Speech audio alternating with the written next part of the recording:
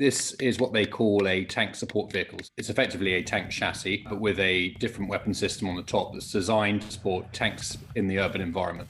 It's called the Terminator, a vehicle with the protection of a main battle tank, but one designed to destroy enemy bunkers and infantry positions.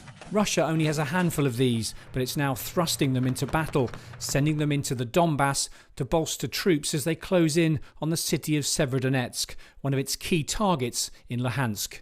Now, the weapons have been around since the start of conflict in Ukraine. We saw them in Belarus in early February being moved into the theatre. And the one unit they have is deployed with the central military districts. And it seems to be this unit, company size, that's been deployed now towards Severodonetsk. So I think what's really interesting is it shows the Russian focus on Severodonetsk, which is the last part of Luhansk they don't control. So I think the real reason we've been talking about this equipment this week is it's a signature piece that shows they're focused on an urban battle in the city, which you can kind of see they're advancing towards now. The Terminator's been around since 2005 and is based on the hull of the T-72 tank. The version in Ukraine is known as the T2.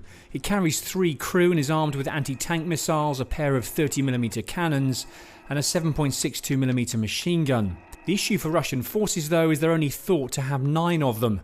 Moscow developed the Terminator after taking heavy losses in Afghanistan and Chechnya, and there isn't really a direct NATO equivalent. The US Army has the M3 cavalry fighting vehicle based on the Bradley, but it also carries troops. There's also the Striker, an 8-wheeled armoured fighting vehicle, but that too isn't strictly a tank support vehicle like the Terminator.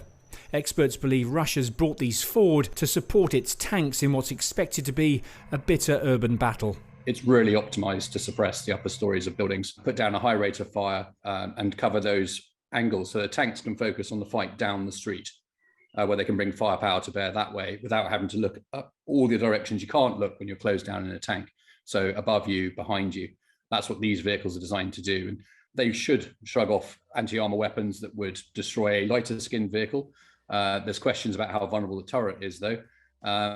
And certainly, though, anything that's been able to disable a T-72, whether just by disabling the engine or tracks and things, it'll still be vulnerable to that. Are these more survivable, markedly more survivable than having multiple cheaper platforms? I think that's the big question mark. Reports suggest Ukrainian forces are continuing to destroy Russian tanks, older T-72s and the latest T-90Ms, many of them with British-made missiles, including Javelins and now Brimstone. The arrival of the Terminator seen as an attempt to bolster the Kremlin's forces for a final push into Luhansk, a chance to claim some small victory in a war that's not gone well. Simon Newton, Forces News. If you enjoyed this video, don't forget to like and subscribe to our channel.